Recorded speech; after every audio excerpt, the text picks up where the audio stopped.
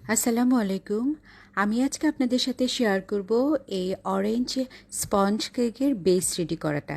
তো সাধারণত আমি যখন ডেলিভারির জন্য কেক রেডি করি আমি প্রফেশনাল মেথডটাই ফলো করি, মানে কাপের মাপে না, আমি গ্রামের মাপে আমার ডেলিভারি দেওয়া সকল কেকগুলো আমি তৈরি করে থাকি।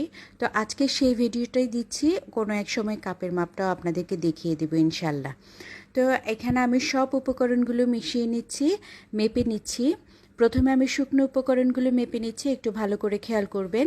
আমি এখানে শুকনো উপকরণের মধ্যে ময়দা নিয়েছি 60 গ্রাম, আলমন্ড পাউডার নিয়েছি 20 গ্রাম, কর্নফ্লাওয়ার নিয়েছি 20 গ্রাম, বেকিং পাউডার নিয়েছি 5 গ্রাম। তো এগুলো আমি সবগুলো একসাথে করে মিশিয়ে একপাশে রেখে দিব।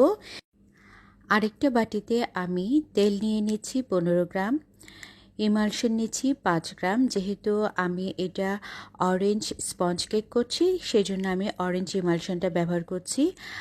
পানি নিয়ে নিব 15 গ্রাম। আপনারা এখানে পানির পরিবর্তে অরেঞ্জ জুসটা ইউজ করতে পারেন, তবে একটু খেয়াল রাখবেন জুসটা যেন টক না হয়, একটু মিষ্টি মালটা ইউজ করবেন, একটু চেখে নেবেন।